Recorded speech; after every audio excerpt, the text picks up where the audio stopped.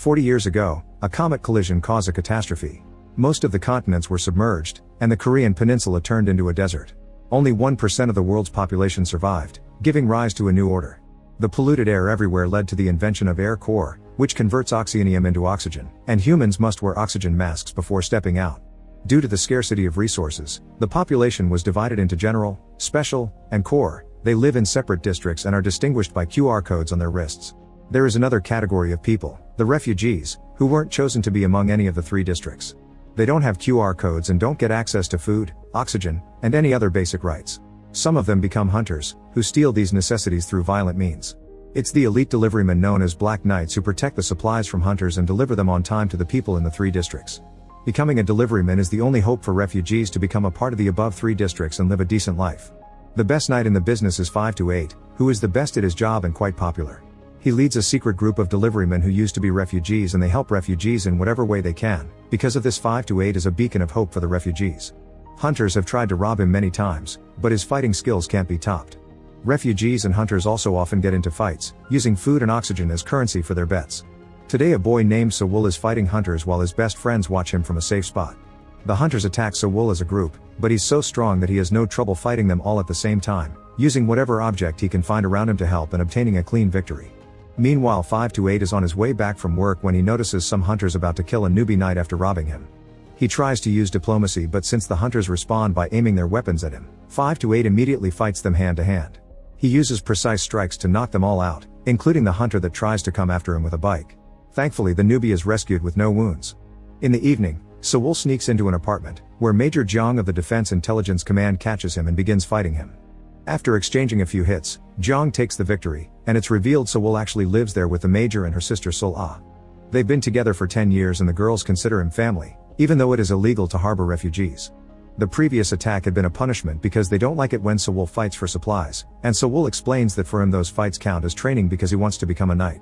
However, Jeong reminds him that his dreams are in vain and grounds him. The next day an important meeting is happening at the building of the Chunmyong Group. When the world turned upside down 40 years ago, Chairman Ryu and his company were the ones that built this new system. Now they're constructing District A, which will allow the government to relocate the people of the special district that lies underground.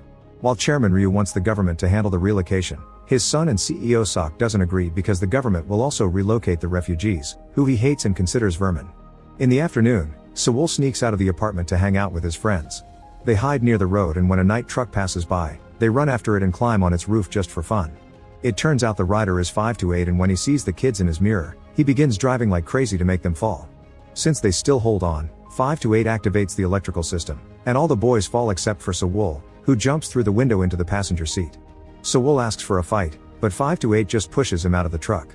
Moments later, 528 goes through an awful sandstorm to arrive at a spot he was invited to by a mysterious text message.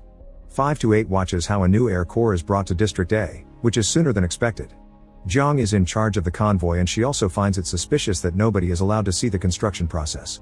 On her way back, she sees 528 nearby, but he avoids being arrested by saying the sandstorm derailed his truck. When Sewol returns home, Sol-ah locks him in his room to start his grounded time. 528 comes by to drop off the family's supplies, but after he leaves, Sol-ah is shocked to see more men coming to the apartment. They push her against the wall and try to inject her with something, causing her to scream. Sewol hears this and begins kicking his door until he breaks it, then he proceeds to beat all the men up. A few shots are exchanged, and when he checks on Sol-ah it's too late, a stray bullet killed her. Being in shock, Sewol doesn't hear a man come closer and shoot him too. 528 is still nearby and hears gunshots, so he rushes up to help. After killing the last guy, he's surprised to find still Sewol alive and immediately takes him to his place for medical treatment. In the middle of it, Sewol wakes up and tries to escape, not listening to 528 when he says he's safe, so they put him to sleep with an injection. After the doctors leave, 528 notices a wound on Sewol's foot and sees his skeleton is made of metal, meaning the rumors about mutants may be true. A metal skull would explain why the bullet didn't kill him. Meanwhile, Jeong is called to recognize her sister, and she asks her team to do a thorough investigation before taking the body to be cremated. Afterward, Jeong goes to see Sewol's friends and the old man they call Grandpa to tell them what happened. In the evening, 528 goes to see Jeong to tell her he saved Sewol.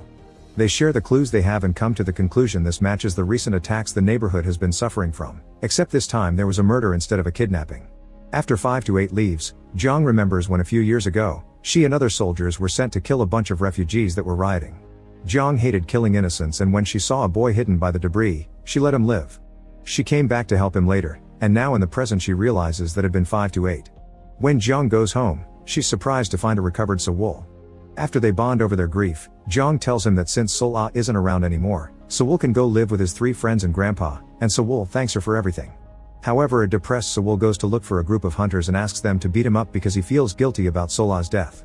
The hunters gladly begin hitting him without mercy, but at that moment Sewol's friends show up to save him. They're weak and the hunters don't fear them, so they hit Sewol on the head, knocking him out.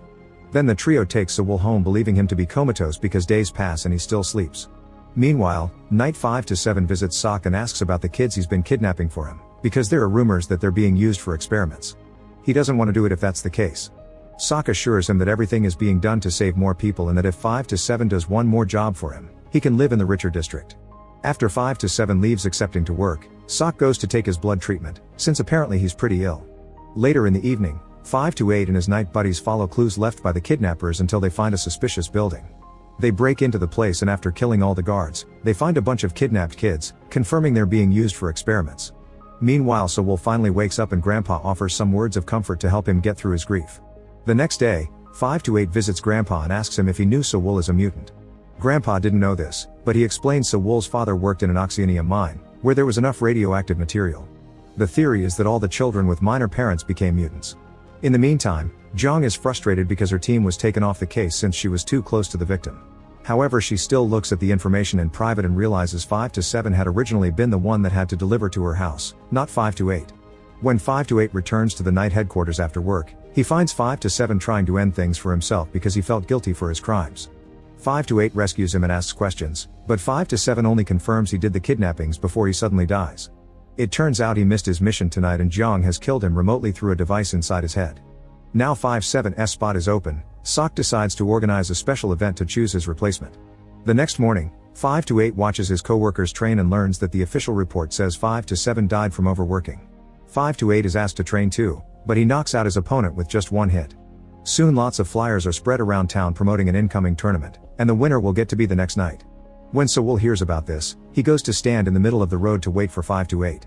The determination in his eyes reminds 5 to 8 of the day he survived another refugee massacre by pretending to be dead on a pile of bodies, so 5 to 8 sees himself on Sewol.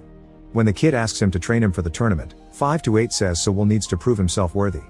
In the evening, Jung's team informs her they've discovered 5 to 8 and some other knights meet in secret.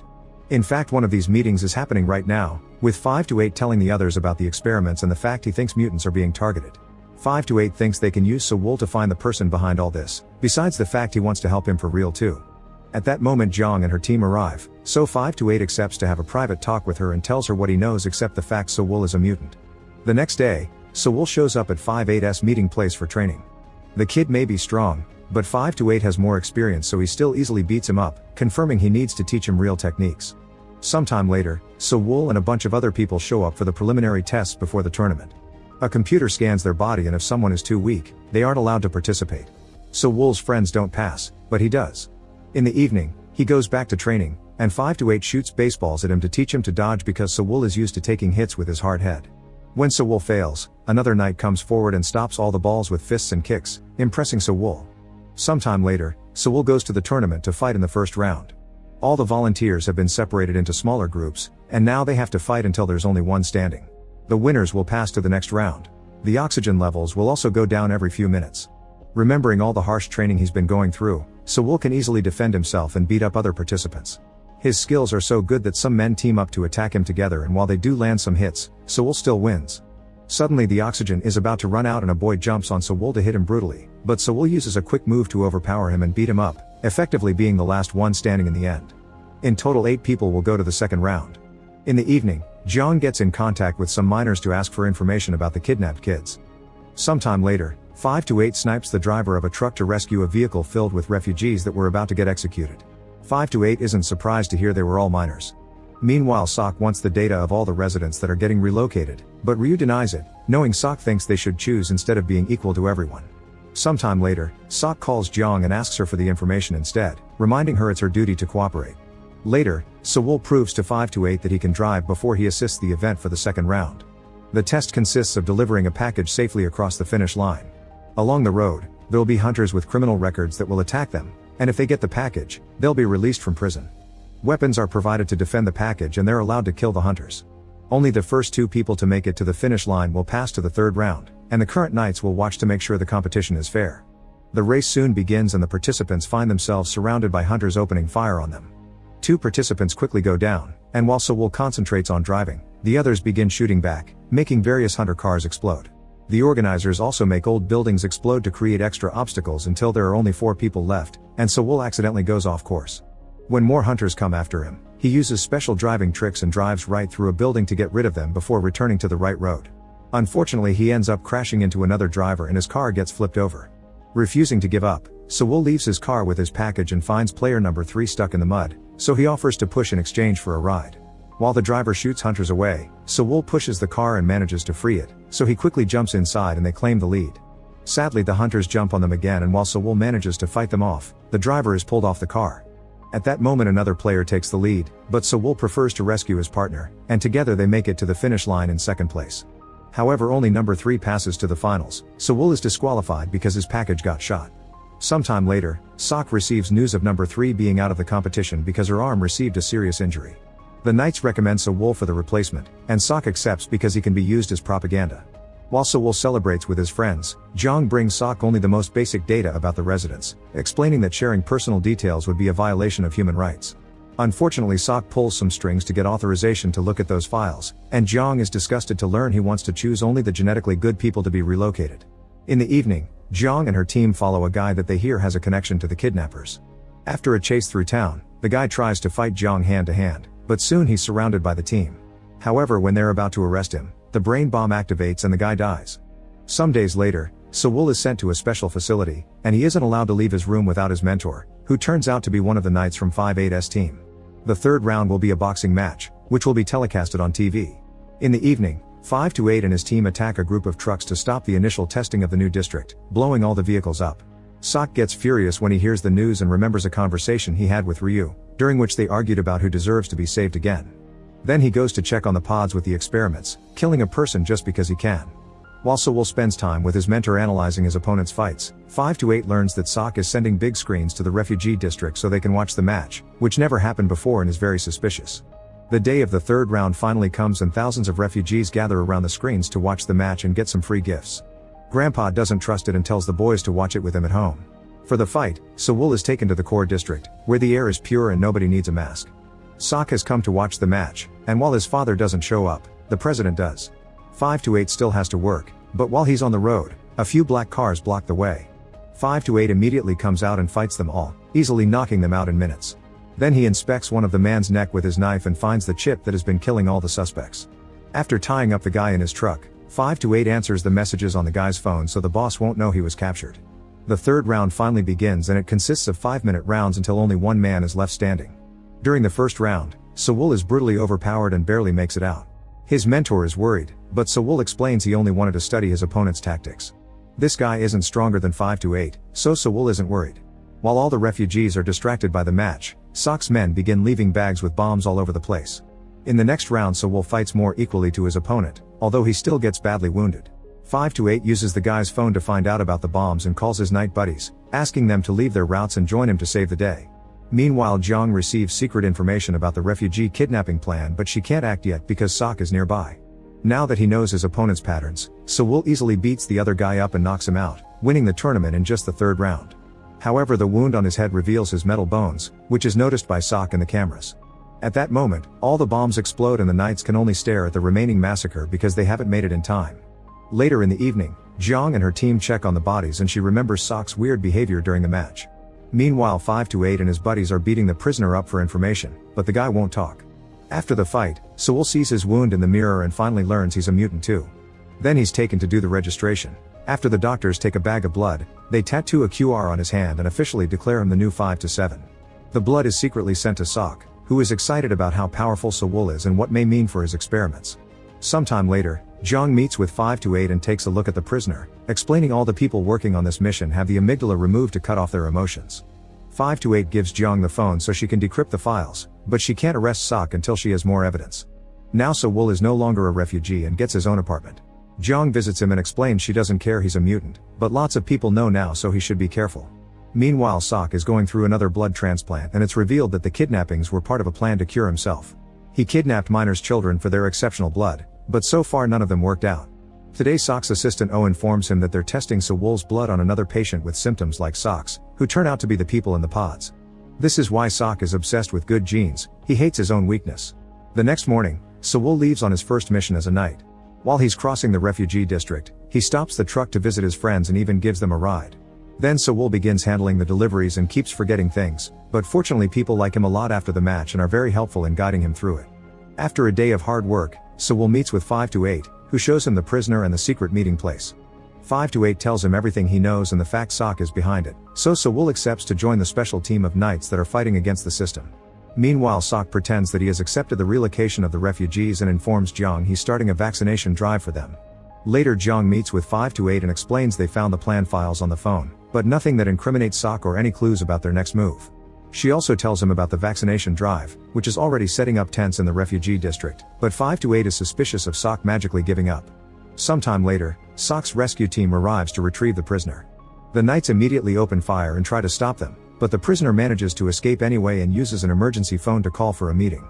A few hours later, he's found by O, who says he never sent a rescue team for him. Realizing this has all been a trap from the knights, O kills the prisoner and tries to leave, only to be blocked by 528 and Jiang. O being here as proof he's involved and Jiang can arrest him for it, and if it becomes public, Sok will activate the explosive in his head. Then 528 holds O on the edge of the window until he accepts to cooperate. The next day, Sok and O watch a doctor test Sewol's blood on another patient, and the man is instantly healed. Meanwhile, the knights use the information O gave them to follow some special company trucks and they're shocked to discover the Chenmyang group has been deliberately polluting the air to keep the people dependent on them for oxygen, because the pollution caused by the comet cleaned up years ago. Jiang gets a message from O telling them Sok will be leaving off-site soon, so 528 decides it's the perfect moment to strike. The following day, Sok comes to supervise the vaccination drive. 528 hides in a building with the intention of killing Sok from afar, however O betrays them and sends a man to stop him.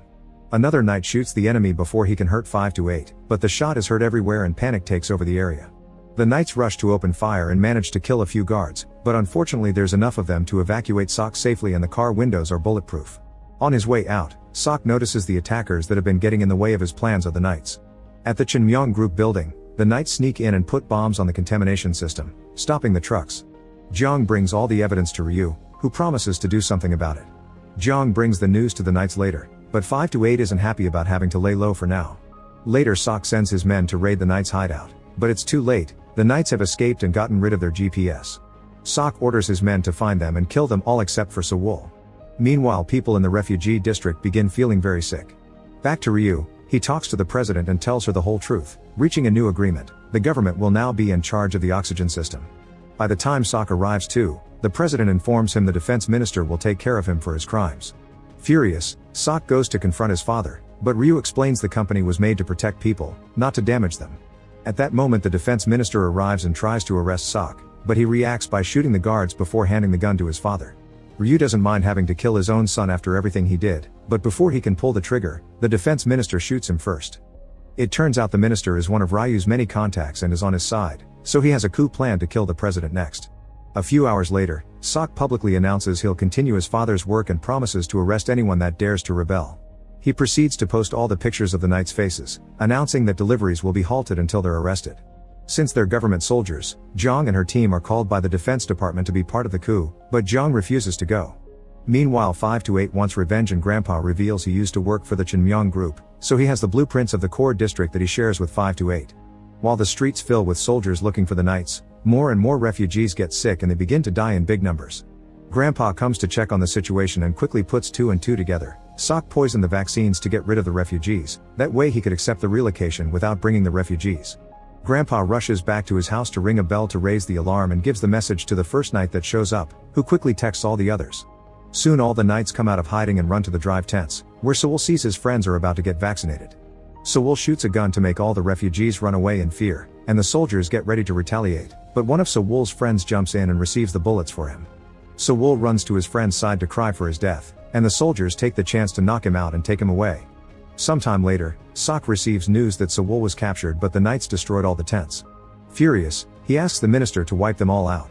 Jiang hears about Sewol's arrest and goes to see the knights, offering her knowledge of the core district to help them attack it. Back to Sewol, he's taken to see Sok, and when he tries to resist, the guards hold him down and sedate him in order to start a dangerous procedure to heal Sok's illness through a heavy blood transfusion. In the evening, Jeong brings all the knights into the core district by making them dress as her soldiers. The team uses bombs to destroy the force field that protects the place and lands at the entrance of the Chunmyong building, immediately killing all the guards. More cars keep coming though, starting a gunfight that makes it hard to advance. Eventually one of the knights manages to find the fuse box and cuts the power in the building, allowing them to get inside and kill Oh and his men. At that moment the emergency power system kicks in, so Sok cancels his treatment to take care of this. The knights continue to make their way inside and find the experiment pods, where they shoot more guards and 5-8 gets his eyes on Sok, who tries to run away with Sewol. In the meantime, Jeong and her soldiers storm through the government building and make it to a room with the president and the defense minister, who thinks the soldiers are under his orders. However, Jeong arrests him for treason instead. Moments later, Jeong is outside the Chunmyong building and announces that the minister is arrested, so Sok and his men should surrender. Sok refuses to give up and goes to the room with the air core to make it overload. An explosion alert is played all over the city and people begin running away in panic, but at that moment, 5-8 enters the air core room and opens fire. He successfully kills all the guards, but Sok protects himself by threatening to kill Sewol. While Sok offers his villain monologue, a very weak Sewol manages to move his chair out of the way, and 5-8 uses the distraction to finally kill Sok. Afterward, the soldiers and the knights rescue the people from the experiment pods and takes them away in their vehicles as the locals continue to run away in fear. As everybody makes it to the exits, the building finally explodes, taking down the entire core district with it. Some days later, the president announces District A is finished and everyone will be allowed to relocate there. She also announces the status system has been removed so everyone can live equally without discrimination. 3 months later, 5-8 goes to visit Sewol, who is recovering and is sick of being locked in the apartment. 5-8 finally allows him to leave with him in the truck, and the two of them enjoy how much nicer the air is on the road now.